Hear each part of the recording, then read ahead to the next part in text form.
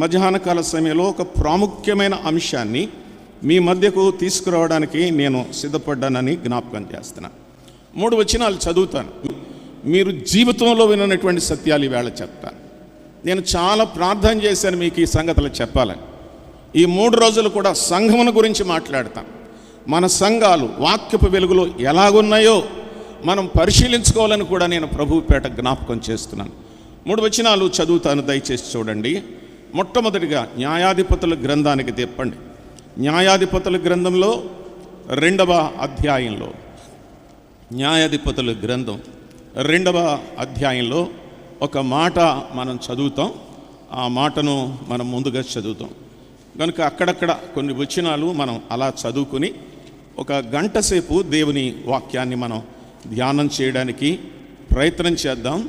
న్యాయాధిపతుల గ్రంథం 2వ అధ్యాయం, న్యాయాధిపతుల గ్రంథం 2వ అధ్యాయం గమనిద్దాం. చూడండి, 10వ వచనం చదవన. 2వ అధ్యాయం 10వ వచనంలో ఇలాగున వ్రాయబడినది. ఆ రోజున ప్రజలు తల్లిదండ్రులను అడిగినట్టుగా మనం చూస్తాం.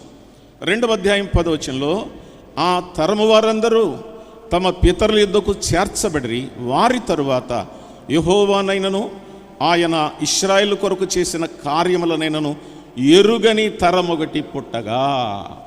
ఇశ్రాయేలు అందరూ చనిపోయారంట, కొత్తోళ్ళు వచ్చారంట, వాళ్ళకి ఏమీ తెలియడం లేదని ఇక్కడ అన్నాడు. కీర్తనల గ్రంథం 11వ కీర్తన రండి. కీర్తనల గ్రంథం 11వ కీర్తన 3వ వచనం చదవన. 11వ కీర్తన 3వ వచనం ఇలా చెప్పబడింది: పునాదులు పాడైపోగా నీతిమంతులు ఏమి చెయ్యగలరు అని ఉంది. అర్థమైందా? 3వ మాట చదువుదామా? కీర్తనల గ్రంథం 78వ కీర్తన 11వ వచనం. 78, 11.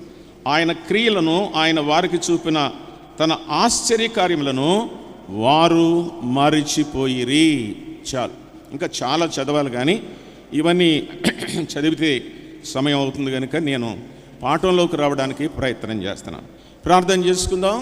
కరుణా సంపన్నుడు అయిన మా ప్రియ పరలోకపు తండ్రి, గత రాత్రి మీరు ఆరంభించిన ఈ సభలను ప్రభువ మీరు దిగ్విజయంగా నడిపిస్తూ మీ దాసులు కమల్ రాజేష్ గారిని వాడుకున్నందుకు నీకు వందనాలు. ఎన్నో విషయాలు మీ దాసుని ద్వారా జ్ఞాపకం చేశారు. అల్పుడైన నన్ను కూడా ఈ సభల్లో ఉంచినందుకు వందనాలు. తిరిగి మరొక భక్తుడు రేపు రానాయింటుండగా కూడా సహాయం చేయండి. కొన్ని విషయాలు మా సంఘాల గురించిన సంగతులు మేము తెలుసుకోవడానికి మీ కృపను దయచేయమని యేసుక్రీస్తు వారి పేరట సహాయము కోరుచున్నాము తండ్రి, ఆమేన్. చాలా సంతోషం, మీరందరూ ఆమేన్ అన్నారు. ఓకే, నేను చదివినటువంటి ఈ వచనాల యొక్క సారాంశం ఏంటంటే, ఇక్కడ వేరే సంఘస్థులు కూడా ఉన్నారు, అయినా సత్యం తెలుసుకోవడానికే ఈ మాట నేను జ్ఞాపకం చేస్తాను. మన జీడిఎం సంఘాలు లేక బ్రదరన్ సంఘాలు చరిత్ర ప్రకారం 1836 సంవత్సరంలో ఇంగ్లాండ్ దేశంలో ప్రారంభం. మళ్ళా చెప్తాను, ముఖ్యమైన పాయింట్ 2 సార్లు చెప్తాను. బ్రదరన్ సంఘాలు ఆర్ జీడిఎం సంఘాలు, బ్రదరన్ జీడిఎం ఒకటే, ఎవరైనా కాదంటే రమ్మనండి. మన సంఘాలు ఏరియాను బట్టి మనకి జీడిఎం అన్నారు తప్ప బ్రదరన్, పక్కా బ్రదరన్, ఇంగ్లాండ్ నుంచి వచ్చినటువంటి మిషనరీలు మనకి ఏమి నేర్పించారో, ఎలాంటి ఆరాధన నేర్పించారు, అదే మనం జరిగిస్తున్నాం. జీడిఎంను తక్కువ చేసి మాట్లాడద్దు. 1836లో బ్రదరన్ మిషనరీస్ మన ప్రాంతానికి వచ్చారు. 7 సముద్రాలు దాటి వచ్చారు.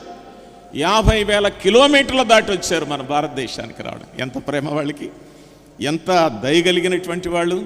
అక్కడే వారు సంతోషంగా ఉండొచ్చు, కానీ అలాగ ఉండలేదు, వారు మన మధ్యకు వచ్చారనే విషయాన్ని నేను ప్రభువు పేరట జ్ఞాపకం చేస్తున్నాను. వారిలో చాలామంది పేర్లు నా దగ్గర ఉన్నాయి. దాదాపు నేను ఇక్కడ రాసుకున్నాను, 25 మంది పేర్లు ఉన్నాయి. ఊరికి అలాగనే వేస్తాను. అందులో 3 గురించి మరలా చెప్తాను. Number 1 John Beer, John Bowden, ES Bowden, CJ Tilsley, Bramley, McRae, EC Adams, Percy White House, మనకు సంబంధించినోడు, ఇప్పుడు అసలు మన జిల్లాకు సంబంధించినోడు అయిన పిసి వైట్ హౌస్ గారు అంటారు. ఆయన, వెబ్ గారు, బ్రైంట్, నేస్మిత్, బర్ గారు, బట్టు గారు, మోర్సన్ గారు, ఫెయిర్ గారు, జర్మన్ గారు, ఆస్బోర్న్ గారు, షార్ట్ గారు, మెక్లారీ, జాన్ దంపతులు, doctor miss Spring, miss Hold, BD Hold, doctor D Mans, doctor ఐ లీజర్, మిస్ ఏ రైట్. సరిపోతారు, ఇంకా చెప్పొచ్చు. ఎంతమంది మిషనరీలు మన దగ్గరకు వచ్చారు వాళ్ళు. అర్థమైందా? నేను స్కిప్ అవుతాను, మేము ముందే చెప్పేస్తున్నాం. మిషనరీలు అందరిలో కూడా ఆఖరణ నర్సాపూర్ నుంచి ఇతర దేశానికి వెళ్ళినటువంటి మిషనరీ ఎవరంటే డాక్టర్ డి మన్స్ అండి. మీరు మిస్సమ్ హాస్పిటల్కి వచ్చిన వాళ్ళకి తెలుసు, ఆమె మగోళ్ళగా ఉంటుంది అన్నమాట. కోటేసుకుంటుంది కానీ మగ ఆ వ్యక్తి అని అనుకుంటారు. అందుచేత ఆమె మగ వ్యక్తి అనుకుని ఆడవాళ్ళు పరీక్షకి వెళ్ళడానికి ఇబ్బంది పడుతున్నారని గులాబీ పువ్వు పెట్టుకునేది డాక్టర్ డి మన్స్ అనమాట. ఏం జరిగిందో తెలుసా? ఒక రోజున మంచి డెలివరీ కేసు జరిగింది నర్సాపూర్ క్రిస్టియన్ హాస్పిటల్లో. 2 రోజులు బాగానే ఉన్నారు తల్లి బిడ్డ. 3వ రోజున తల్లి నిద్రపోయి పిల్ల మీద పడ్డది, పిల్ల చచ్చిపోయింది. చనిపోయిన తర్వాత కేసు పెట్టారు. అంటే ఏమని కేసు పెట్టారంటే డాక్టర్ డి మన్స్ కేసు చేసింది, బిడ్డ చనిపోయాడని చెప్పారు. అర్థమైందా? ఎఫ్ఐఆర్ రాశారు, పోలీస్ స్టేషన్లో కేసు పెట్టారు. ఆవిడేమో అసలే భయస్తురాలు, అక్కడికి వెళ్ళడానికి ఎంతో కంగారు పడిపోతుంది. కళ్యాణి థామస్ గారు ఆ రోజుల్లో ఉన్న అందరూ కూడా నీకేం పర్వాలేదమ్మా, వెళ్ళులే, మేము ప్రార్థన చేస్తామంటే పిలిచి ఇంకా పిలుపు గనక ఆఖరికి ఆ కాల్కి వెళ్ళకపోతే ఆమెను అరెస్ట్ చేస్తారు. అందుచేత ఆమెను పంపించారు. కొంతమంది పురుషులను కూడా ఇచ్చి కారులోకి పంపించారు. జాగ్రత్తగా వినాలి, ఏం జరిగింది తెలుసా? బోనెక్కింది. జడ్జి గారు ఇలాగున్నాడు, కేసు పెట్టినాడు ఎలాగున్నాడు. వాడు చెప్తున్నాడు, నా బిడ్డను నా కుమారుని కుమార్తె నీవే చంపేసింది అన్నాడు. ఇక్కడ ఈయన అన్నాడు, ఎస్ యువర్ ఆనర్ చెప్పు అని అన్నాడు. డాక్టర్ డి మన్స్ ఇలాగను, అయ్యా నేను అలాంటి పని ఏమీ చేయలేదు, బిడ్డ పుట్టి 3 రోజులయ్యింది, ఆ తర్వాత చనిపోయింది అని చెప్పిందామా. వెంటనే జడ్జి గారికి గుండాకి చచ్చిపోయాడు. అక్కడ జరిగింది సంగతి. ఇది జరిగిన సంగతి అండి. దేవుని సేవకురాలు, దేవుని సేవ చేయడానికి వచ్చిన మిషనరీలు వారి మీద అబండాలేసి వారిని రకరకాలుగా మాట్లాడి వారిని తక్కువ చేస్తే దేవుడు అంగీకరిస్తాడా? నో, అంగీకరిస్తా. ఎంత కష్టపడ్డారండి మిషనరీలు, ఎంత ప్రయాసపడ్డారు ప్రియులరా. ఒకళ్ళ ఇద్దరా, 100 మంది వచ్చారు, చాలామంది వచ్చారు. నేను మన ప్రాంతానికి వచ్చేస్తున్నాను. పిసి వైట్ హౌస్ గారు వాడ్రేవ్ పిల్లలో ఆయన ఉండేవారు. అర్థమైందా? ఆయన గొప్ప సేవ చేశారు, మామూలు సేవ కాదు. అంతర్వేది ఫీల్డ్ అంతా కూడా ఆ రోజుల్లో అమలాపురం, అంబాజీపేట, అంతర్వేది, ఈ ఫీల్డ్ 3 మెయిన్గా ఉండేవి. అంతర్వేది ఫీల్డ్ అంటే ఆ రోజుల్లో ఇంచుమించుగా 12 సంఘాలు మాత్రమే ఉండేవి అంతే. 1920 నేను చెప్పేది.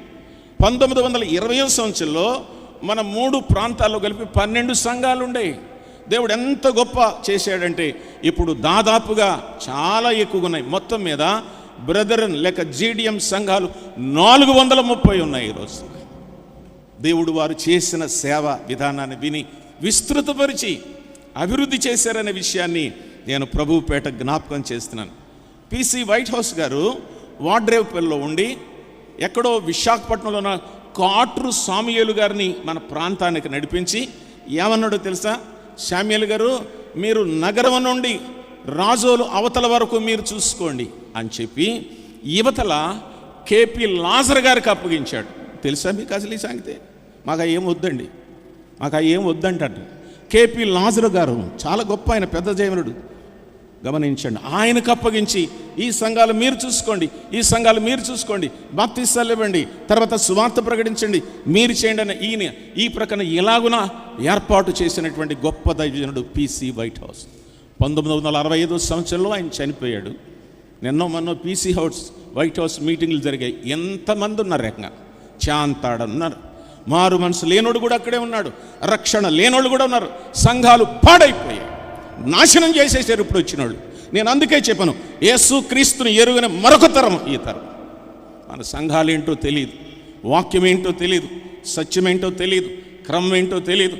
ఎలా పడితే అలాగంతే కోయిరెట్టేసుకుని పాడేసుకుని ఏదో చెప్పేసుకుని జీవితానికి అన్వయం చేసుకోకుండా, రక్షణ అనుభవం లేకుండా, విశ్వాస జీవితంలో పవిత్రత లేకుండా సంఘాలు నడిపే నాయకులు మన మధ్యలో ఉన్నారని నేను తెగేసి చెప్తా. ఈ వారంలో ఒక్కడైనా మారితే ఇక్కడ ఉంటాను, లేకపోతే గో బ్యాక్ టు ఇంగ్లాండ్ అని పట్టుదలగా ప్రార్థన చేశాడు. ఏమైందో తెలుసా? శనివారం గుర్రం కొట్టుకుని పాలకొల్లు పెద్ద గోపురం దగ్గర ఆయన సువార్త ప్రకటించడానికి వెళ్ళాడు. ఆయన మాట్లాడుతున్నాడు. అక్కడ పాలకొల్లు పెద్ద గోపురం మీరు వెళ్ళి చూడండి, ఆ పుస్తకం నా దగ్గర లేదు, అయిపోయింది, సంఘాల కోసమని రాశాను. అర్థమైందా? వాక్యం చెప్తున్నాడు ఆయన. అలా చెప్తూ ఉంటుండగా ఒక వ్యక్తి వచ్చాడు డప్పులు కొట్టుకుంటూ. గరగలు ఊరేగుతున్నాయి, ఘటాలు ఊరేగుతున్నాయి. వాళ్ళు నెత్తి మీద పెట్టుకుని డ్యాన్స్ చేస్తున్నారు, డప్పులు కొడుతున్నాడు. ఒక ఆయన వచ్చాడు డప్పుకుంటూ, ఆయన వచ్చి అన్నాడు, సార్ ఏంటండి మీరు అన్నాడు. యేసు ప్రభుని గురించి తెలుసుకోవాలనుకుంటున్నానండి నేను. ఏయో దేవతలను ఆరాధిస్తున్నాను కానీ మనశ్శాంతి లేదండి అని అంటే బౌడన్ గారు కూర్చోబెట్టి వాక్యం చెప్పాడు, తీర్మానం చేశాడు, రక్షించబడ్డాడు. అర్థమైందా? అన్నాడు ఆయన, సార్ నా భార్యకు కూడా సువార్త చెబుతురు కానీ రండి అన్నాడు. బౌడన్ గారు ఓకే అన్నాడు. ఎక్కడో సిద్ధులుగూడు అంటారు, ఇప్పుడు దాన్ని ఎంబేరియన్ ప్యాట్ అంటున్నారు. తీసుకెళ్ళాడు. ఎంత లోతుకయ్యా, ఊరికి వెలపలు ఉండేవాళ్ళం మనందరం, ఊళ్ళో ఉండేవాళ్ళం కాదు. ఆయన భుజాల మీద ఎక్కించుకుని తీసుకెళ్ళాడు. భార్య ఉంది అక్కడ. ఎవరూ తీసుకొచ్చావని అడిగాడు. మన ఇంటికి దేవుడు వచ్చాడు అన్నాడు ఆయన సంతోషంతో.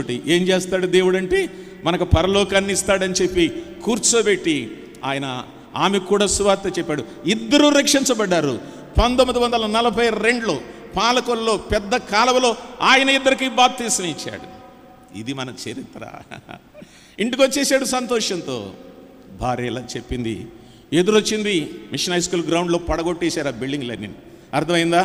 బయటకు వచ్చింది. బయటకు వచ్చి భర్తను కౌగలించుకుని గొళ్ళున ఏడుస్తుంది. ఏమైందని అడిగాడు. మన బిడ్డ చనిపోయాడు రక్తం కార్చుకుంటూ. బాబు చనిపోయాడా? ఎంతో బాధపడ్డాడు ఆయన.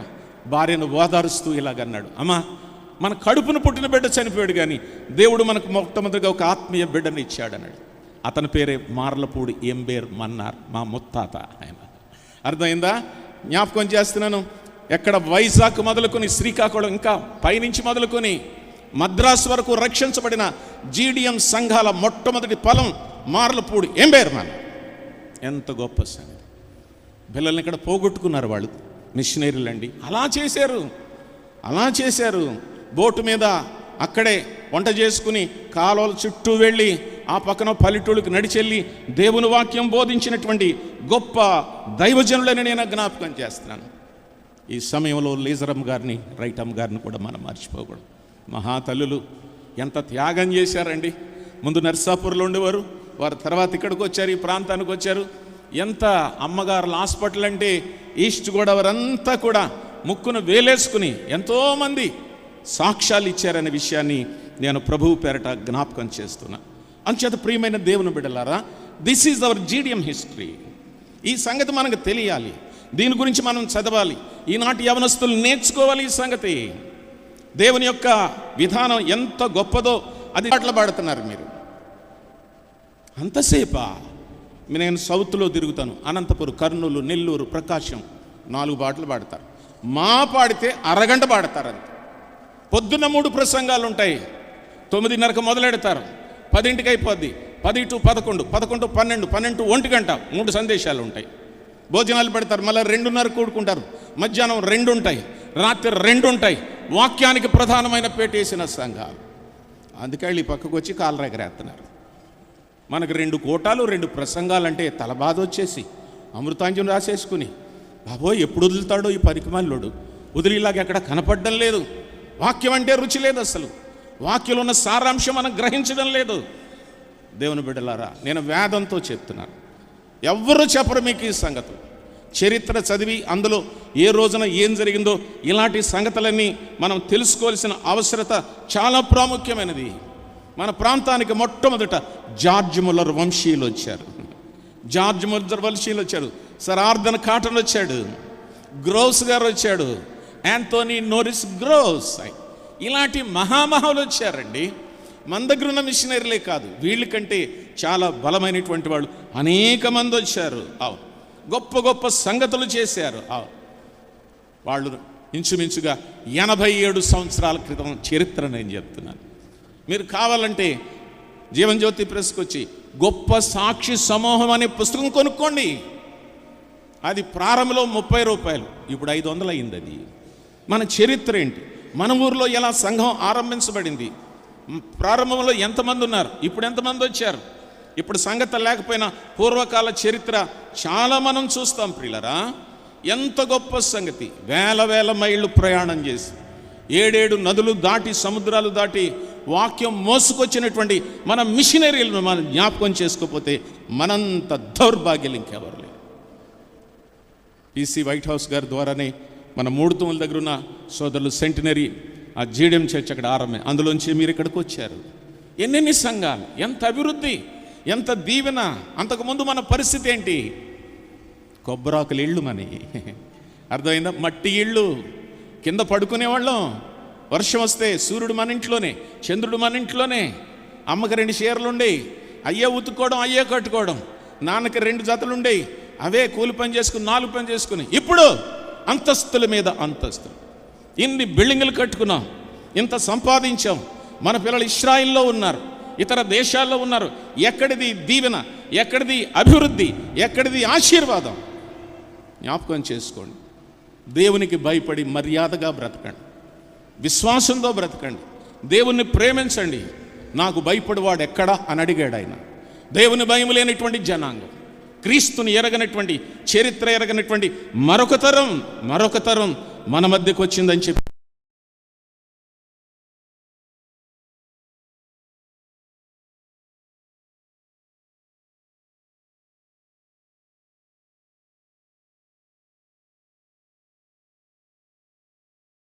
ఏమండి, మిషనరీలు కొన్ని కట్టెళ్ళారు, మిగతాయి మనమే కట్టుకున్నాం. పూడ్చుకుని ఇప్పుడు మరలా మందిరం కట్టాలి కదా, చాలా పనులు ఉన్నాయి మనకి. మొదట్లో వాళ్ళు కట్టించారు. ఒక చోట ఏం జరిగిందో చెప్పనా? మిషనరీలు కట్టించారు. చాలా పెద్ద 4 ఎకరాల స్థలం అమలాపురంలో, ఎకరానికి ఇంకా ఎక్కువ ఎకరాలు కొన్నారు. చాగలలో ఇంకా కొన్నారు స్థలాలు, చాలా చోట్ల కొనేశారు. ఏమైపోయినాయి ఆ స్థలాలు? సారీ టు సే, నేను చెప్పకూడదు. ఏమైపోయినాయి ఇన్ని ఎకరాల స్థలాలు? ఏమైపోయినాయి మందిరాలు? ఏం చేశారు? చాలా విచారకరమైన ఓ మందిరం ఉంది. ఆ మందిరం చిన్నది, ఒక సెక్షన్ పెట్టారు అక్కడ, అంటే కాపలా కాయడానికి. 5-6 సంవత్సరాలైంది అనుకున్నారు. సంఘం అంతా కూర్చుని జనం ఎక్కువైపోతున్నారు, కొంచెం పెద్ద చేసుకుందాం అన్నారు. ఓకే అన్నారు అనమాట. అప్పుడు ఆ సెక్షన్కి చెప్పారనమాట, కాపలా కాశానికి, బాబు ఈ మందిరం పెద్ద చేస్తున్నాం, ఇంత పెద్దది కట్టాలనుకుంటున్నావు, నువ్వు మూలన నీ భార్య నీ పిల్లలు ఇక్కడ చిన్న గుడి చేసుకుని ఉన్నారు, ఇది ఖాళీ చేసేస్తే అక్కడ కూడా మనం కడతాం అన్నాడు. వినాలి జాగ్రత్తగా. ఏమన్నాడు తెలుసువాడు? ఇది నాది, నేను లెగను, బిల్లులు ఉన్నాయి, కరెంటు బిల్లులు ఉన్నాయి, నీళ్ల బిల్లులు ఉన్నాయి, ట్యాక్సులు ఉన్నాయి, నాది అన్నాడు. ఏం చేస్తారు సంఘం అంతా? ఆశ్చర్యపోయారు. బాబు అడ్డంగా చెప్పగరా, ఇది మంచిది కాదురా, నువ్వు అలా చెప్పకూడదు నాయన అని అంటే, నేను కదలనని కోర్టుకు వెళ్ళాడు. సంఘ పెద్దలందరినీ కోర్టుకి ఇచ్చాడు. అందరు అక్కడికి వెళ్ళారు. ఏలూరులో ఉండేటప్పుడు కోర్టు అనమాట. కనుక వాదిస్తున్నారు, వాయిదాలకు తిప్పుతున్నారు. ఆఖరణ జడ్జి గారు ఇలాగ అన్నారు. ఏమన్నారు తెలుసా? ఇతని దగ్గర పన్ను రసీదులు ఉన్నాయి, ట్యాక్స్ రసీదులు ఉన్నాయి, అన్ని కాగితాలు ఉన్నాయి, మీకేమీ లేవు, ఈ స్థలం అతందే అన్నారు. డిగ్రీ పాస్ అయిపోయింది. వెంటనే అతను అన్నారు, వాళ్ళకి చెప్పారు సంఘ పెద్దలంతా వస్తే, రేపు శనివారం ఆదివారం ఆరాధన చేసుకుని మీరు ఖాళీ చేసేస్తే ఈ స్థలం అతడు తీసుకుంటాడన్నారు. ఎంత అన్యాయం! దేవుని ప్రజలు సంపాదించిన స్థలం ఆదివారం ఆరాధన అయిపోయింది. అందరూ ఏడుస్తూ ఎక్కడ చేసుకుందాం మనం నెక్స్ట్ వీక్ నుంచి అని అనుకుంటున్నారు. పలానా చోట ఖాళీ స్థలం ఉందంట, పందిర్లు వేసుకుని అక్కడ చేసుకుందాం అని అనుకుంటున్నారు. గమనించండి, ఏమైందంటే ఆదివారం కాగితాలు ఇచ్చేశారు. కోర్టు నుంచి తెచ్చుకున్నాడు, భార్యకు చూపిస్తున్నాడు, పిల్లలకు చూపిస్తున్నాడు. కోర్టు మనపక్షంగా తీర్పు చెప్పింది, మనకే ఇచ్చేసింది ఈ స్థలం అన్నాడు. అలా చెప్పాడో లేదో 1 2 3 గుండాగి సచ్చాడు. దేవుని సొమ్ము, దేవుని స్థలం, దేవుని సంఘం నాది, నేను చేశాను, నా తర్వాత నా కొడుకు, నా మనవడు, నా బామ్మర్ది, మేమే చూసుకుంటాం, ఎవరికి లేదనకపోకండి, నష్టపోతారు మీరు, జాగ్రత్త. చాలా ప్రమాదం. దేవుడు స్వరక్తం ఇచ్చి సంపాదించిన సంఘం. అపోస్తుల కార్యాలు 20:28. దేవుడు స్వరక్తం ఇచ్చి సంపాదించిన. నువ్వేమైనా రక్తం కార్చావా? నువ్వేమైనా ప్రాణం పెట్టావా? నువ్వేమైనా చనిపోయి తిరిగి లేచావా? నాది నాది అంటానికి ఎందుకు చెప్తావు ఇలాంటి మాటలు? క్రీస్తు స్వరక్తం ఇచ్చి సంపాదించిన సంఘం. మేము లేకపోతే పాస్టరే లేడు, అసలు మేము లేకపోతే ఆయన కుటుంబమే లేదు, మేము లేకపోతే ఎవరో లేరు, మేమే పెంచి పెద్ద చేశాం. అలాంటి పిచ్చి పిచ్చి మాటలు మాట్లాడదు. దేవుని బిడ్డలారా, వాళ్ళు వెళ్ళిపోతూ కూడా ఇలాగన్నారు, మేము మరలా రాం. మిషనరీలండి, మేము మరలా రాం మీ దగ్గరికి. మా పిల్లలు రారు, మా పిల్లల పిల్లలు కూడా రారు, ఇంకా రారు, ఎవ్వరం రావు. మీ కొరకు కొన్న స్థలాలు మీరే వాడుకోండి.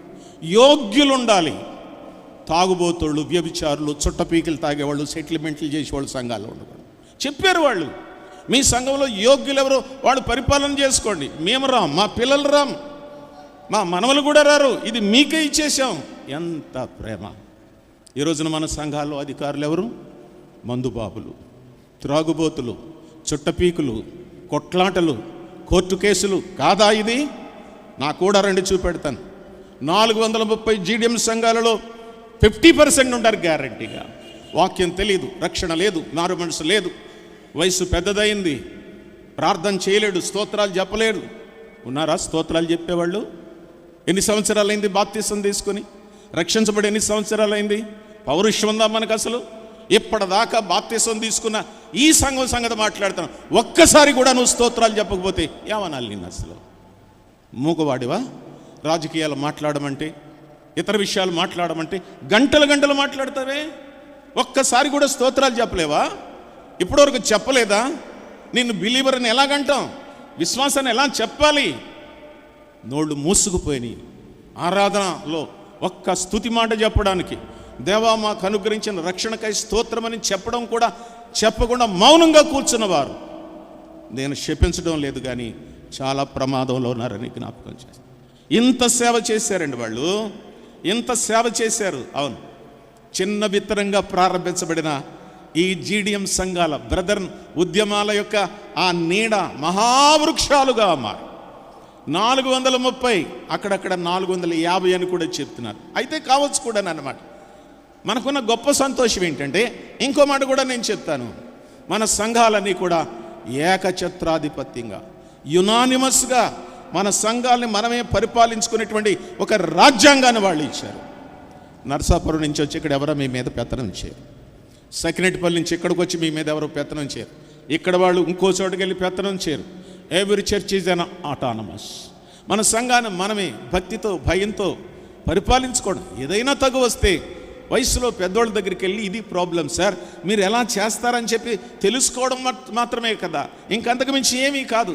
ఇంత చక్కని క్రమశిక్షణ, ఇంత చక్కని విధానాన్ని దైవజనులు మనకి నేర్పించారనే విషయాన్ని నేను ప్రభుపేట తెలియచేస్తాను. ప్రియులరా, వాళ్ళు రావడం ద్వారా సాంఘిక వికాసం, సోషల్ అవేర్నెస్. అంతకుముందు మనకేం సోషల్ లేదు, సైన్స్ లేదు, లెక్కలు లేదు. తాటాకులు, ఈ గొడవే, కొండుకోవడం, డొక్కలా రాసుకోవడం, తెలుసుకోవడం, తీసుకోవడం, ఏ గొడవలు అన్నమాట. ఎప్పుడైతే సువార్త ప్రకటించబడిందో మనకు వెలుగొచ్చింది, సాంఘిక వెలుగొచ్చింది. అక్కడి నుంచి కొద్దిగా ఇతరత్ర విషయాలు నేర్చుకున్నాం. నేను అందరిని అంటలేదు, మన సంఘాల్లో కూడా వృద్ధులైనటువంటి అమ్మలు, నాన్నలు, తల్లిదండ్రులు, తాతలు గొప్ప భక్తులు. వాళ్ళు ఇప్పుడే చెడిపోయింది తరం, అంతే. వాళ్ళని ఏమనడానికి వీలు లేదు. ఎవరి చరిత్ర కదిపినా, ఎవరిని గురించి మాట్లాడినా శ్రేష్టమైన సంగతులే వింటాం, కానీ ఇలాంటి తప్పులు చేశారని ఎవ్వరి గురించి వినం. ఇలా అంత మహానుభావులు. అందుకే సంఘాలు ఇంకా వాళ్ళ పేరున నిలిచున్నాయని నేను జ్ఞాపకం చేస్తున్నాను. వాళ్ళ పేరున దేవుడు ఇంకా నిలబెట్టాడు, నడుస్తున్నాయనంటే ఇది వారి యొక్క భక్తి ప్రపత్తులకు సాదృశ్యమని జ్ఞాపకం చేయాలి. ఈనాటి యవనస్తులు ఏమి నేర్చుకున్నారు? మీరు పాటలు పాడడం నేర్చుకున్నారా?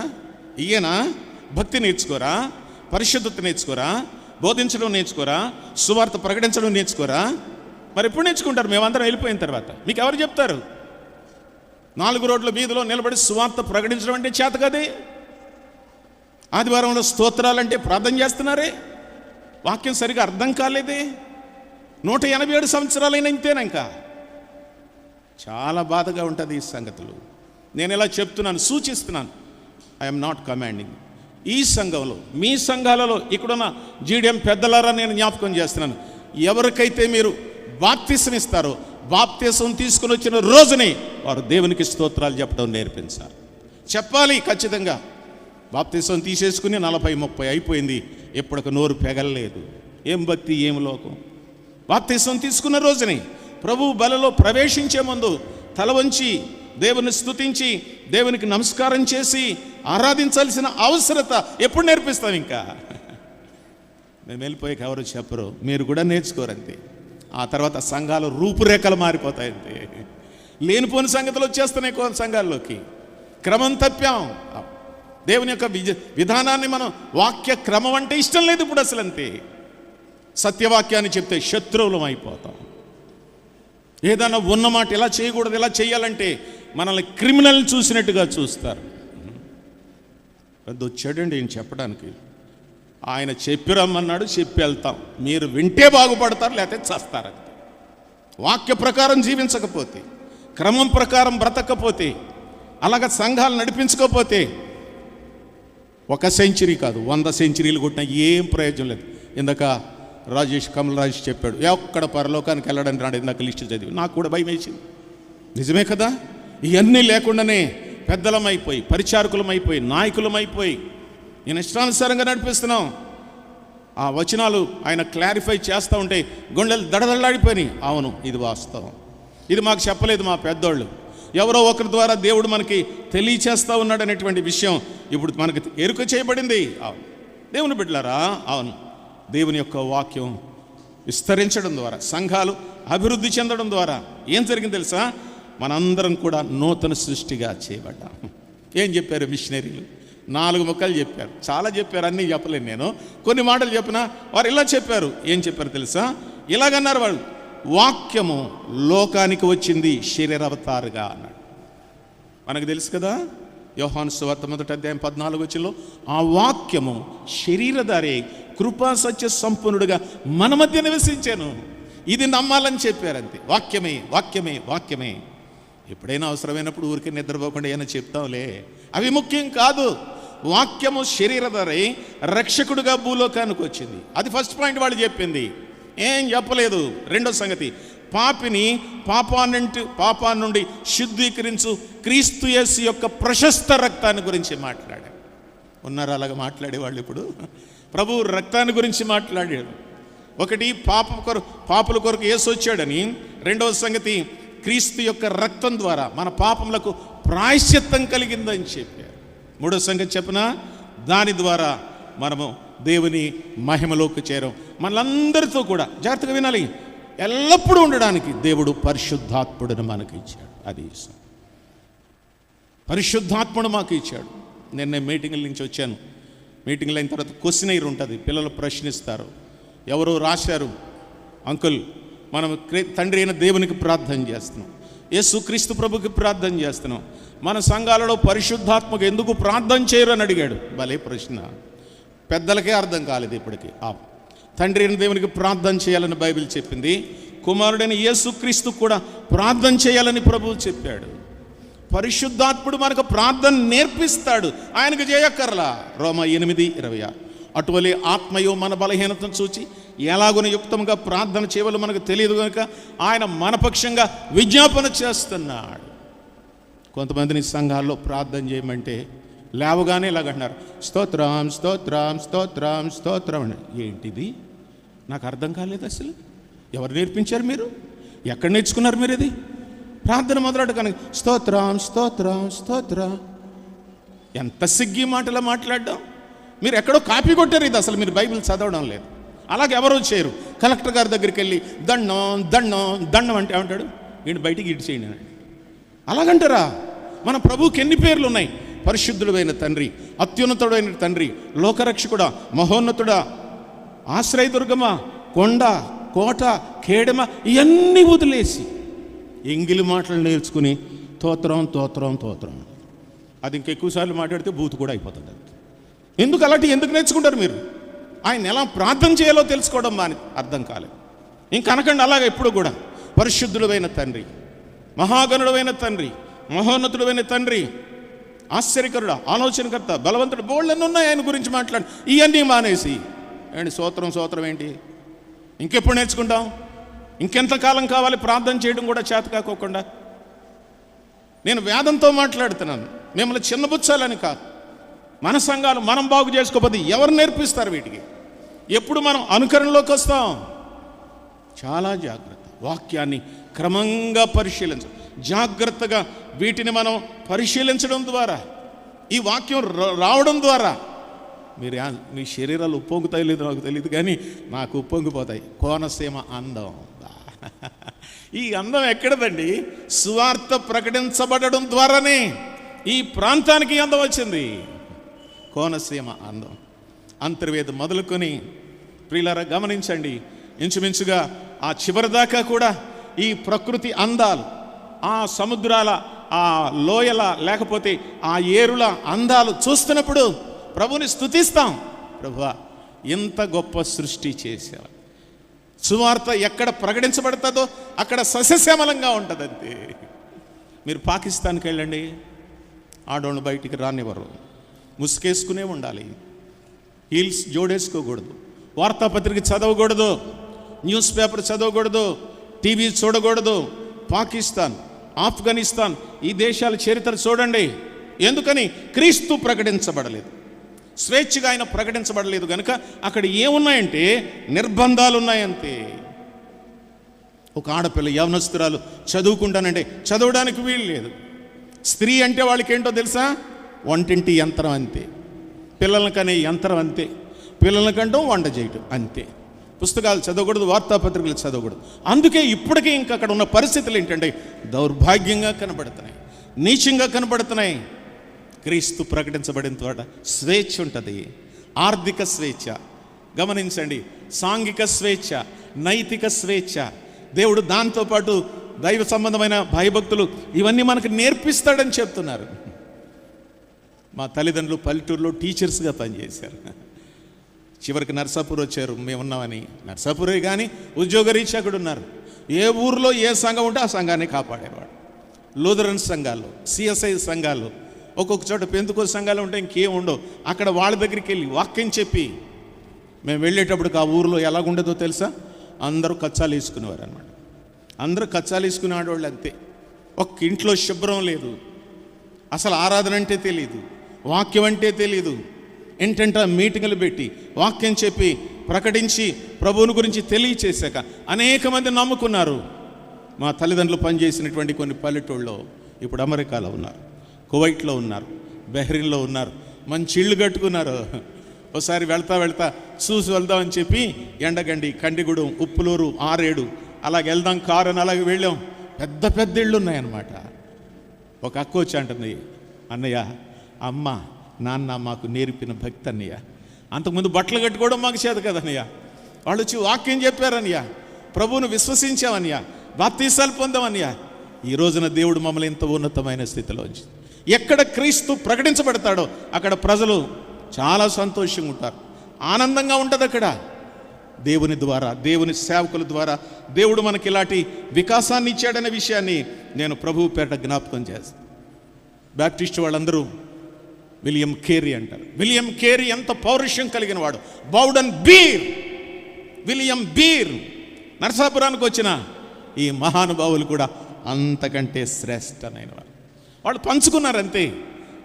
సిబిఎంలు కాకినాడ, ఒయ్యూరు అలా పంచుకున్నారు కొన్ని ప్రాంతాలు. బ్రదరన్ మిషనరీలు west Godavari, east Godavari, delta అన్నారు, వాళ్ళే పెట్టారు ఇది. కొంతమంది అన్నారు జీడిఎం ఏంటిరా అంటున్నారు. జీడిఎం ఏంటి? వాళ్ళే పెట్టారు ఈ పేరు.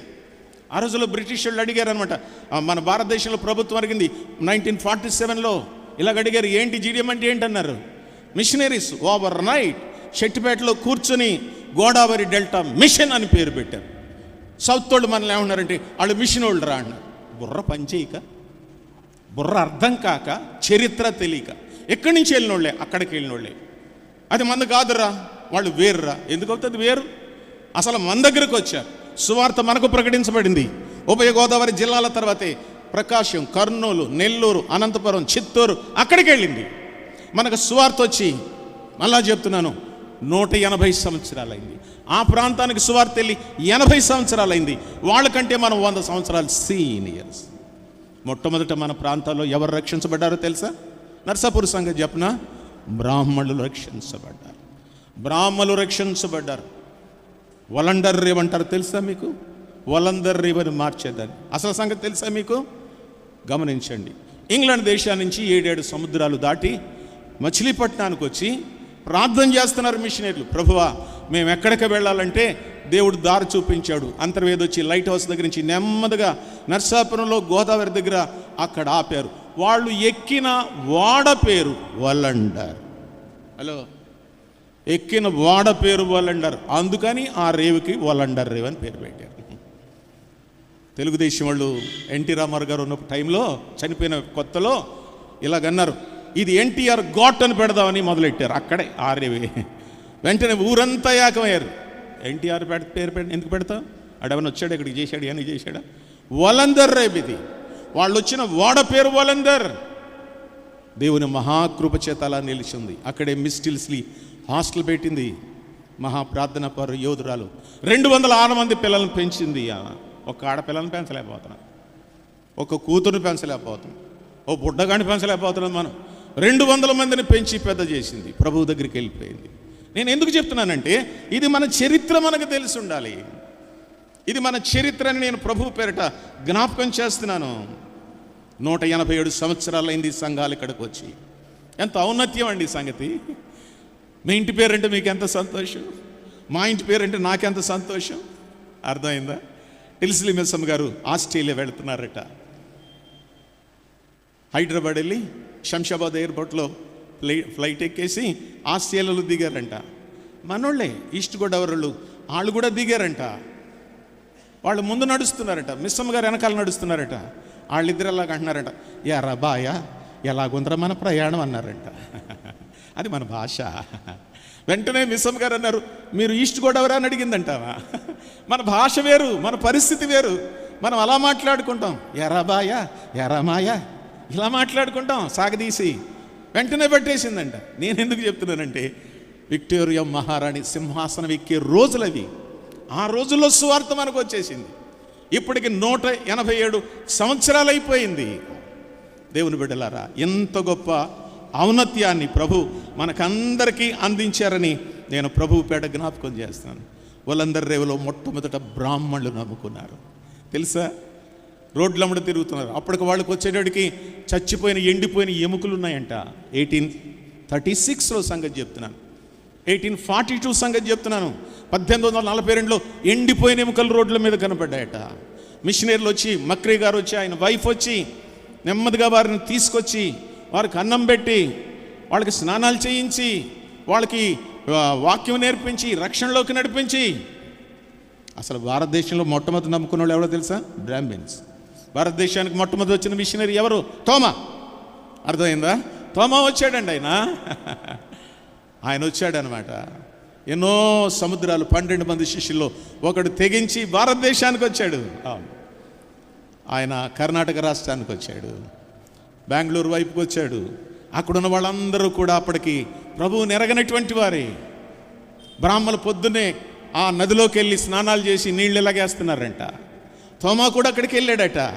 వెళ్ళి ఆయన నీళ్ళందరూ కూడా ఓ ప్రక్కకేస్తూ ఉంటే ఆయన కూడా వేస్తున్నాడంట. అడిగారంట వాళ్ళు, ఏంటబ్బాయి నీళ్ళు వేస్తున్నాం అన్నారంట. మీరు ఎందుకు వేస్తున్నారు చెప్పండి అన్నారంట. దేవుడికి వేస్తున్నాను. ఎవరు మీ దేవుడు అంటే సూర్యుడు అన్నారంట. సూర్యుని చేసినప్పుడు మా దేవుడేనయ్యా అన్నాడంట. ఎంత చక్కని సమాధానం అండి. డిఎల్ మూడి అనే దైవజనుడు ఒకసారి ఓడ మీద వెళ్తున్నాడట.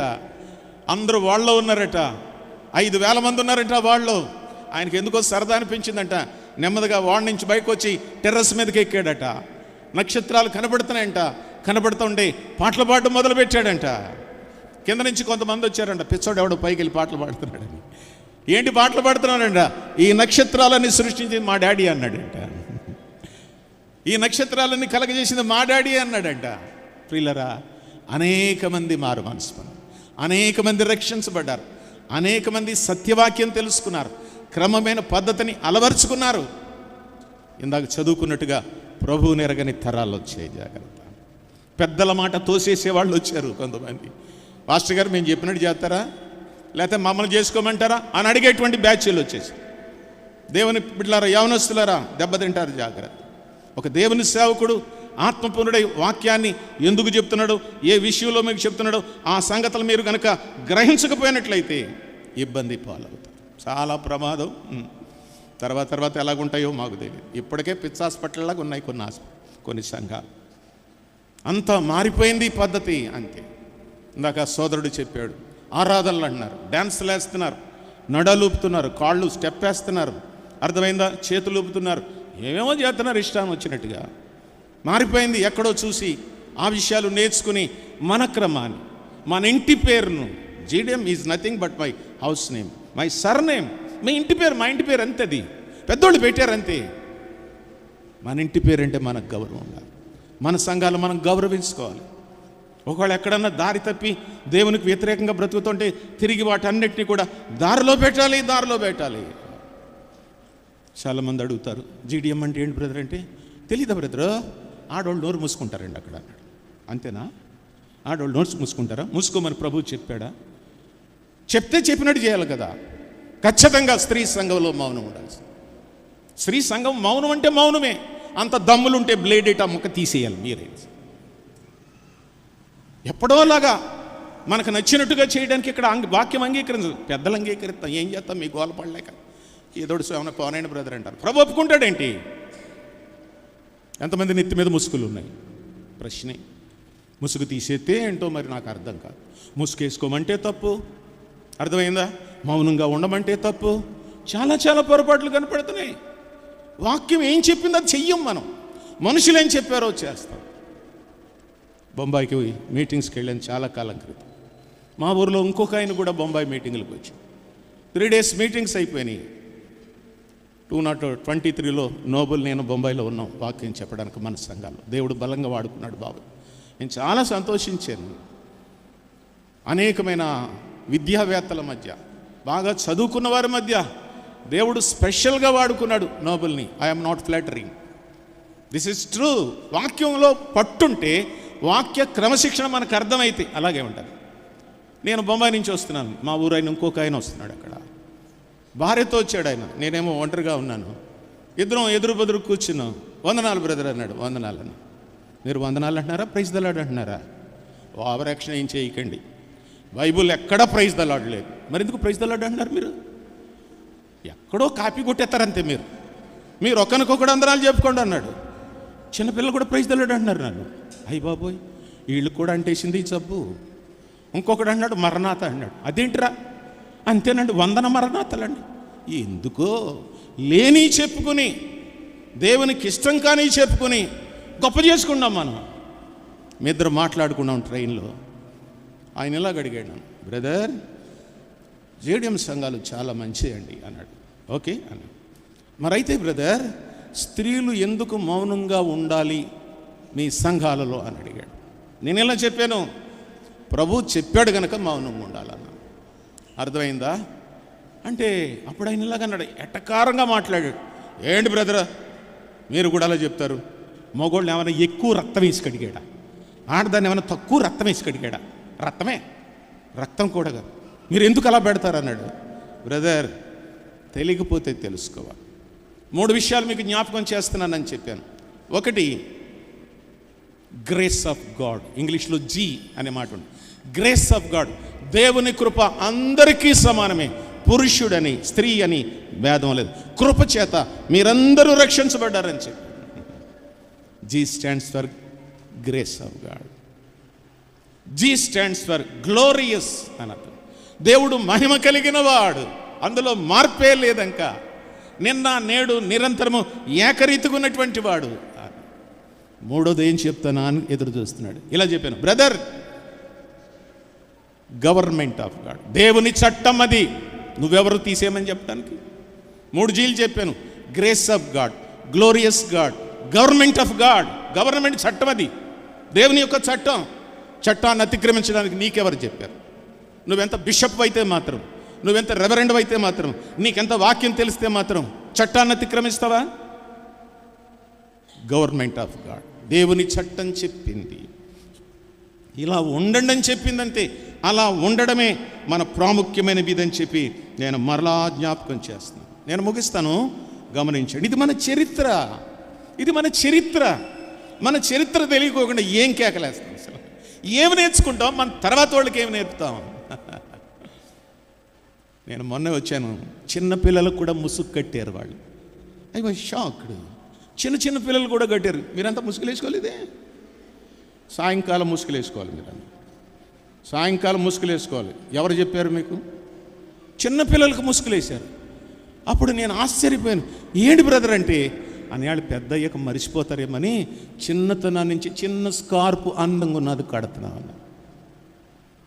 నేర్పిస్తున్నారండి చిన్న పిల్లలకి.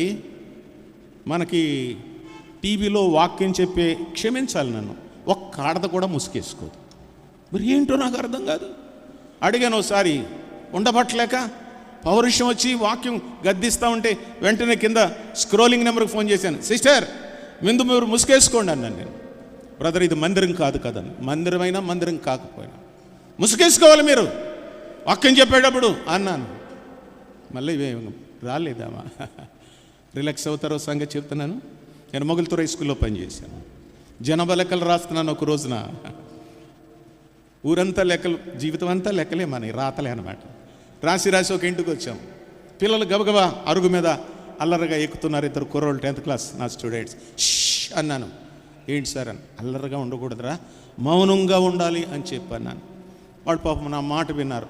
నేను వెళ్ళేటప్పటికి గొణుగుతూ ఒక ఆవిడ ప్రార్థన చేసుకుంది.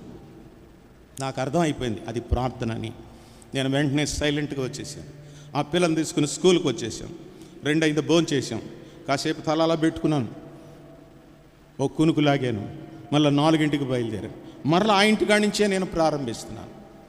ఏ ఇంటి దగ్గర అయితే ఉదయం ఆఖరణ నేను ముగించలేకపోయినా అక్కడికి వచ్చాను. అక్కడ ఒక పెద్ద ఆవిడ ఉంది, వయసు 85 సంవత్సరాలు ఆమెకి.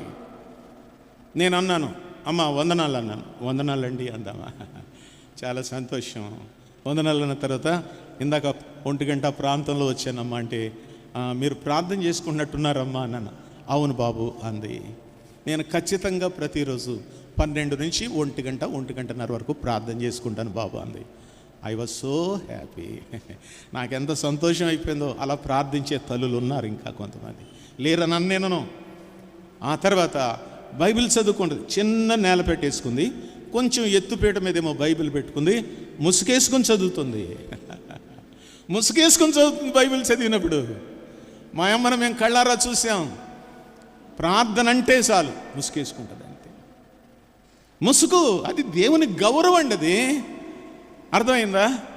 ముసుగేసుకుని ప్రార్థన చేస్తుంది, బైబిల్ చదువుకుంటుంది. నేను చెప్పాను, ఇందాక వచ్చానమ్మా మీరు ప్రార్థనలో ఉన్నారంటే అవును బాబు అంది. 1:30 గంట ఏం ప్రార్థన చేస్తారమ్మా అని అడిగాను నేను. ఆమె ఇలా చెప్పింది, మా సంఘం కొరకు ప్రార్థన చేస్తానంది. ఓ పాలపర్తి వారి పేట, మీకు ఇంటి పేరు చెప్తే కొంత స్ట్రైక్ అవుతుంది అన్నమాట. పాలపర్తి వారి పేట. ఏం చేస్తారమ్మా సంఘం కోసం అని అంటే ఇలా చెప్పింది, అందరి కొరకు ప్రార్థన చేస్తానయ్యా. పాస్టర్ గారు భార్య, పిల్లలు వీళ్ళందరి కొరకు పెద్దలందరి కొరకు ప్రార్థన చేస్తాను అని చెప్పి ఒక మాట ఉంది. మాది లూథరన్ సంఘం అయ్యాను. అన్నీ అలా ఉంటాయని అనుకోకండి, ఊరికే ఉదాహరణ చెప్తున్నాను. మా సంఘంలో ఆరాధన అయ్యి కానుకలు పట్టే వరకు అందరూ బాగుంటారయ్యా. చందాలెక్కేటి కాడ డిస్కౌంట్. బాబోయ్ ఇదేమి సంఘం అన్నాను. మరి అందుకే నేను ప్రార్థన చేస్తున్నాను అన్నది. ఉన్నారా అలాంటి తల్లులు? ఇక్కడున్న సంఘం కొరకు ప్రార్థించే అనుభవం కలిగిన వారు ఉన్నారా? మీరు ఎలా ప్రార్థన చేస్తారో చెప్పనా? మా సంఘాన్ని అంతటినీ దీవించే నాయన. ఏకవాక్య తీర్మానం అసెంబ్లీలో చెప్తారు కదా, అదేమి ఇంకా సెటిల్ అవ్వలేదు అనుకోండి, చేయండి పాస్ చేయండి అని ఒకే వాక్యంతో ఈ బిల్లును ఆమోదించాం అన్నట్టుగా మీరు ఎలా చేస్తారంటే మా సంఘాన్ని అంతటినీ దీవించేయను ఆయన. అయ్యి బాబోయ్ ఎంత తేలికో, 100 సంఘాల కొరకు చేయొచ్చు అలాగా ప్రార్థన చేయడం గమనించండి. నా తల్లి చెప్పింది, మా సంఘం కొరకు ప్రార్థన చేస్తాను. ప్రియ దేవుని బిడ్డలారా, దేవుని వాక్యం సెలవిస్తుంది, మన క్రమం, మన పద్ధతి, మన విధానం ఎన్నడూ డీవియేట్ అవ్వకూడదు. చచ్చినా సరే. ఒక మాట చెప్పనా? ఎస్తేరు గ్రంథంలో మొర్దెకై ఒక ఆయన ఉంటాడు, ఇలా అన్నాడు, నేను చచ్చినా బతికినా సరే, నేను తలవంచను, నేను వంగను, నేను నమస్కరింపను, ఎందుకంటే నేను యూదుడను. అది మనసు. నేను క్రైస్తవుడను, నేను క్రీస్తుకు చెందినటువంటి వాడును, అందుచేత నేను ఎవ్వరికీ తలంచేది లేదన్నాడు మొర్దెకై. మనకెంత పౌరుషం ఉంది, ఎలా చేయగలుగుతున్నాం? చాలా జాగ్రత్త. మన సంఘ చరిత్ర, మన పెద్దలు ప్రారంభించిన విధానం, వారు దేవుని కొరకు జీవించినటువంటి సంతోషకరమైన, దీవెనకరమైన, ఆశీర్వాదకరమైన జీవితాలే ఈరోజు మనం అనుభవిస్తున్నాం. ఫలాలు మనము తింటున్నాం, ప్రయాస వాళ్ళు పడ్డారు. అంచేత దేవుడు ఎంత మంచి సంఘాన్ని మనకి ఇయ్యగా మనం క్రమంలోనికి రాకపోతే చాలా ఇబ్బంది పడిపోతాం.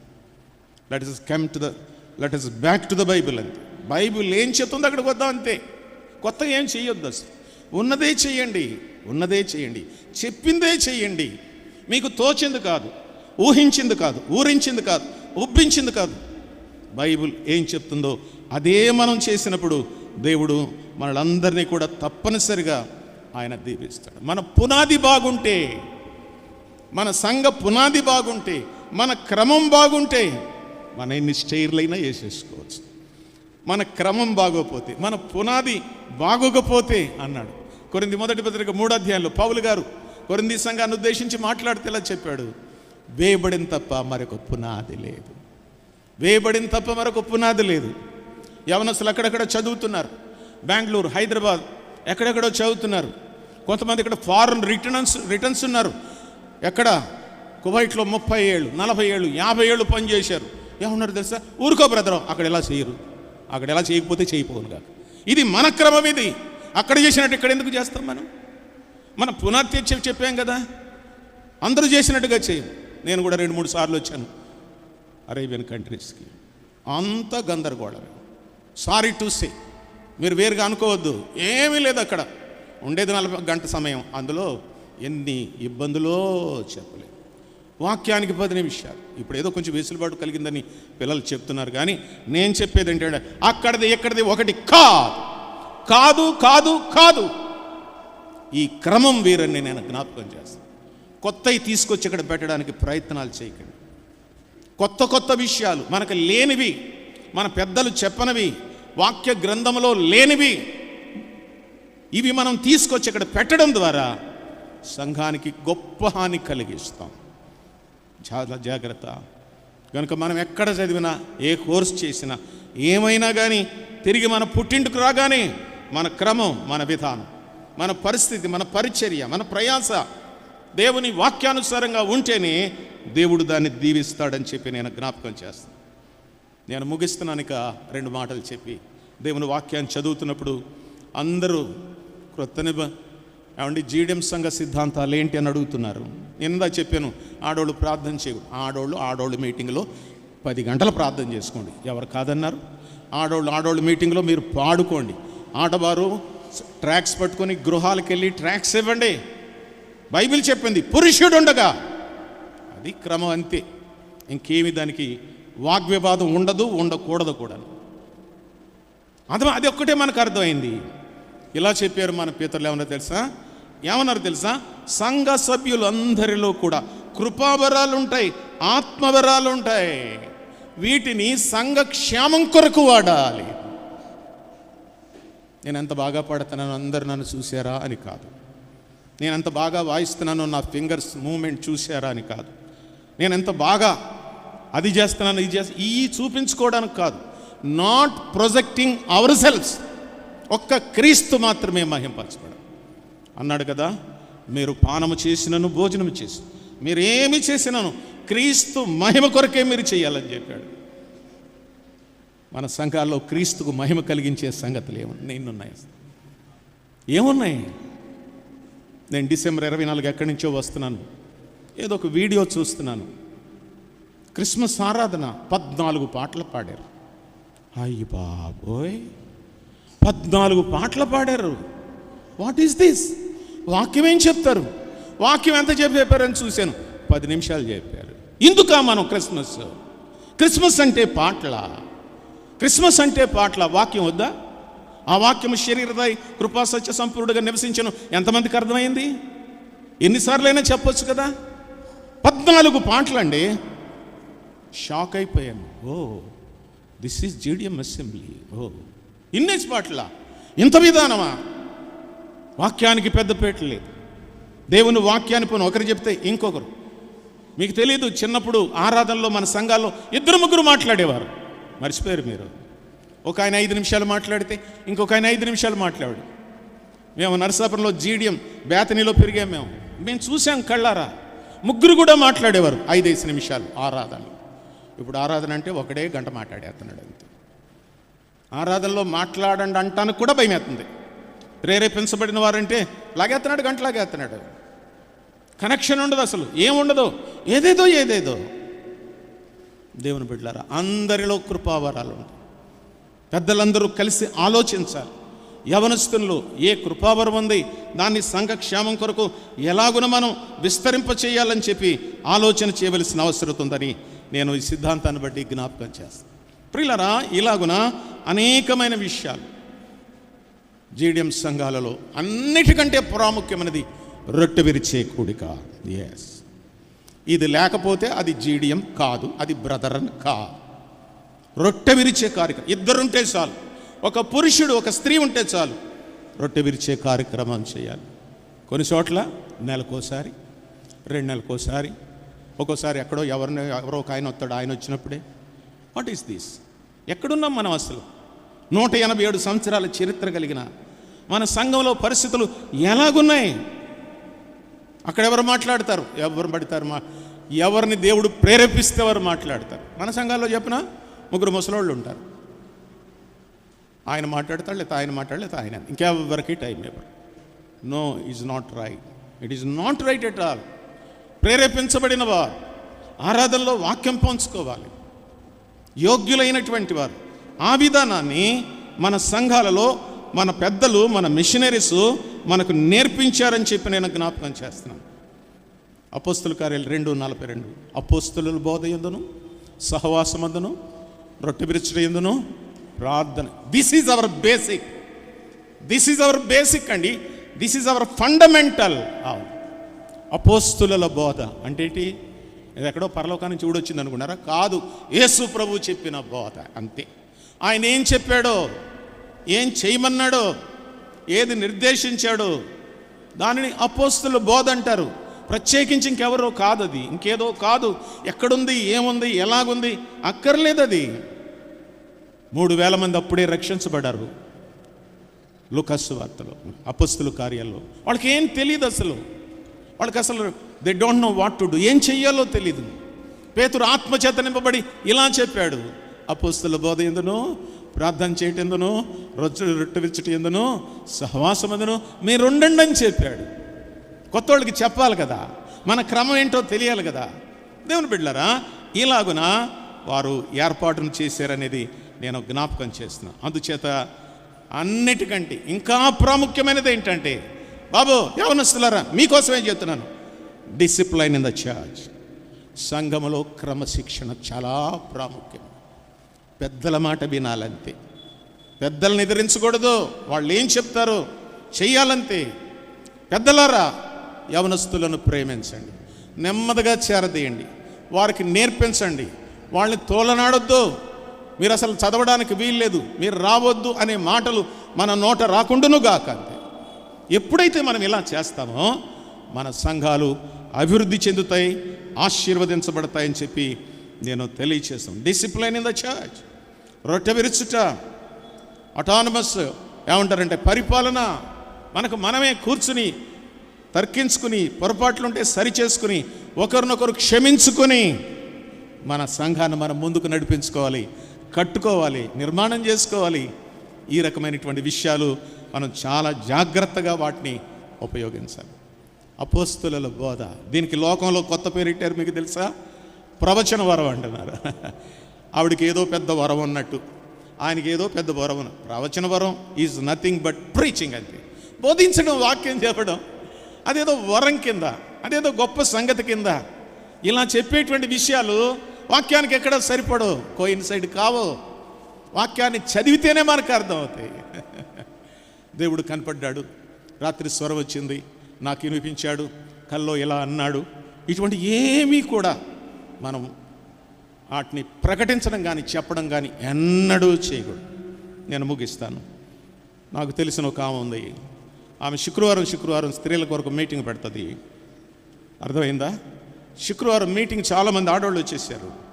వచ్చిన తర్వాత ఆమె ఎలా చెప్తుంది, జాతకనాలు మీరు రాత్రి యేసు ప్రభు గారు వచ్చారు మా ఇంటికి అందావిడ. పాపం స్త్రీలందరూ అవునా అమ్మగారు అన్నారు. వచ్చారు. తర్వాత ఏమని తెలుసా, ఆయన వచ్చి తలుపు కొట్టాడు.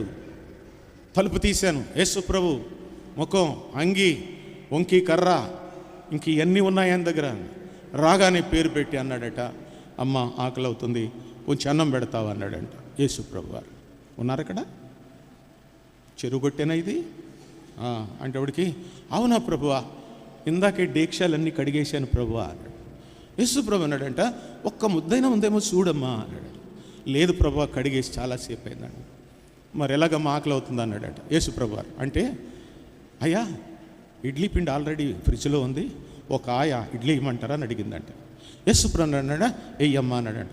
ఏంటిని మీకే తెలియాలి, వేసేవాళ్ళు మాకేం తెలుస్తుంది. వేసిన తర్వాత ఆయన కూర్చుని ఉన్నాడట. అప్పుడు ఇడ్లీ వేసిన తర్వాత ప్లేట్లో వేసాక, ప్రభువా ఏం చట్నీ వేయను అని అడిగిందంట యేసు ప్రభు అని ఆవిడ. ఆయన అన్నాడట, కొత్తిమీర వేయమ్మ అన్నాడంట. ఆమె అందంట, కొత్తిమీర ఉందగానయ్యా, నా దగ్గర మామూలుగా ఏరుశనకాయల పచ్చడి రెడీగా ఉంది అంటే, అబ్బాయి నాకు కొత్తిమీర ఇష్టం, కొత్తిమీర వేయమన్నాడు. కొత్తిమీర పచ్చడి చేసి ఆయనకి వేసిందంట. ఆయన తిన్నాడంట. ఈ సంగతి పొద్దున్నే ఆడవాళ్ళకి చెప్తుందంట ఆవిడ. ఏంటండి ఈ సంగతి? యేసు ప్రభుకి ఆకలి వేయడం ఏంటి, ఆయన ఇంటికి రావడం ఏంటి, అన్నం ఉందా అని అడగడం ఏంటి, కొత్తిమీర పచ్చడి అంటే ఇష్టం ఏంటండి గొడవలన్నీ? అసలు ఎక్కడున్నారండి మనుషులు? ఎలా మోసం చేస్తున్నారండి? మాట్లాడితే ప్రవచన వరం, మాట్లాడితే ఇంకొకటి. Don't believe such things. అలాంటి విషయాలకు మీరు పెద్దపేట వేయొద్దు, అసలు నమ్మొద్దు. వాక్యము ప్రమాణం అంతే. ఎవరైనా ఎక్కడైనా ఏదైనా అడిగితే మనకి వాక్యంలో చూపించమని అడగాలి. ఇంకో మాట చెప్పనా, సాయంకాలం వేడైపోద్ది మరి అలా చెప్తే వదిలేస్తానులే. అర్థమైందా? ఓ సండే స్కూల్ పాపని, జాగ్రత్తగా వినాలి, ఓ సండే స్కూల్ పాపని సండే స్కూల్ టీచర్ ఎలాగ అడిగాడట. పాప అన్నాడట. నమస్తే టీచర్ అందట. ఆదామవ్వలు ఏం పడు తిన్నారో తెలుసా అని అడిగాడట. తెలీదు అంకులు అందట. తెలీదా అన్నాడు. తెలీదు అంకులు అండి, నేను చెప్తున్నాను విను. ఆదామవ్వలు యాపిల్ పండు తిన్నారన్నాడు. ఆ పాప అందంట, బైబిల్లో ఉంది అంకులు అన్నాడు. బైబిల్ అన్నీ ఉండవు, నెట్లో ఉంటాయి అన్నాడంట. ఇక్కడే ఉన్నారు మీరందరూ, బైబిల్ అన్నీ ఉండవు, నెట్లో ఉందన్నాడంట. అనేటప్పటికి ఆ పాప అందంట, నెట్లో ఉంటే నేను నమ్మను అంకులు అందంట. బైబిల్ ఉంటే నేను నమ్ముతాను అంకులు అందంట. ఆ పాపకి ఇంకా అనుమానం తీరలేదు. ఆ తర్వాత ఏం జరిగింది తెలుసా? పాస్టర్ గారి దగ్గరికి వెళ్ళాను. పాస్టర్ గారు, ఆదామవ్వలు ఏ పండు తిన్నారండి అంటే, అది ప్రభు పేరు చెప్పలేదమ్మా, రమ్యమనేది చూపు కందం అలా వర్ణించాడు కానీ ఏ పండో చెప్పలేదంటే, మరేంటి అంకులు సండే స్కూల్ చెప్పాడు అన్నాడంట. అవునా గారు యాపిల్ పండు అని చెప్పాడనంటే, అప్పుడు నువ్వేమన్నావు అంటే, నేను నమ్మను, బైబిల్లో ఉంటే నేను నమ్ముతాను అన్నాడు. ఆ పాస్టర్ గారు ఆ పాపని ఇలాగా కౌగిట్లోకి తీసుకుని నొసల మీద ముద్దు పెట్టి, యు ఆర్ రైట్, బైబిల్లో ఉంటే నేను నమ్ముతానని చెప్పాలి. ఎవరు ఏం చెప్పినా సరే, సార్ బైబిల్లో చూపించండి అని చెప్పాలి. దానికి సమానమైనటువంటి వచనాలైనా చూపించమని అడగాలి. ఇంత వాక్యక్రమం మనకి మన పితామహులు అనుగ్రహించి వెళ్ళారు. నువ్వు చదివితే నీకు అర్థమైపోద్ది. ఇంకా చదవడం లేదా? చదువు, బాగా చదువు, వాక్యం చదువుకో. రోజుకి ఒక 20 అధ్యాయాలు చదువుకో. గ్రంథం చదివి తొందరగా అయిపోతుంది. జనవరి 1వ తారీఖున మొదలెట్టి 3 అధ్యాయాలు చదివి రోజు ఆదివారం 5 అధ్యాయాలు చదివితే డిసెంబర్ 31కి అయిపోద్దని మా అమ్మ మా నాన్న చెప్పారు. మేము అలా చదివేసాం చాలా సార్. నేను బడాయి కాదు, 60వసారి చదువుతున్నాను. నాకు ఇంకా ఏమి అర్థం కాలేదు. ఇంకా రోజు నేర్చుకున్నాను. ప్రభు ఇది నాకు తెలుతులేదు చెప్పిన ఆయన. ఎన్నిసార్లు చదివినా, ఎంత చదివినా సరే మనకు తెలియని సంగతులు ఎన్నో ఉంటాయి. వాక్యం మన ప్రమాణం, పరిశుద్ధాత్మ మన మెంటర్, నడిపించేవాడు. అర్థమైందా? యేసుక్రీస్తు మన రక్షకుడు, మన పాపాల కొరకు రక్తం కార్చాడు. ఎంత చరిత్ర దేవుడు మనం ముందుంచగా మనం ధన్యులు, మనం దీవించబడిన. మనం కూడా ఒకసారి వెనక్కి తిరిగి వెనుకటి తరం మన పెద్దలు ఎలా జీవించారో అలా జీవిస్తూ మన భక్తి జీవితాలను ముందుకు కొనసాగిద్దాం. మన సంఘాలను కాపాడుకుందాం. రాత్రి మొదలుకొని నేను వెళ్ళే వరకు సంఘాల మీదే మాట్లాడతాను. మీరు ఎప్పుడు వినని మాటలే మాట్లాడతారు. నా స్టడీ డిఫరెంట్గా ఉంటుంది. అర్థమైందా? పోగొట్టుకోవద్దు. ₹1,00,00,000 ప్రసంగం ఒక్కొక్కటి, మీకు ఎవరో చెప్పరు. నేను సంఘశాస్త్రం బోధిస్తాను మా జీవన్జ్యోతి బైబిల్ స్కూల్లో. నాకు సంఘశాస్త్రం అంటే మహాప్రాణం. అంచేత మీకు ఆ సంగతులు చెప్తాను. నోట్సులు తెచ్చుకోండి, రాసుకోండి, వాక్యాన్ని చదవండి. ఏమైనా డౌట్లు ఉంటే అడగండి.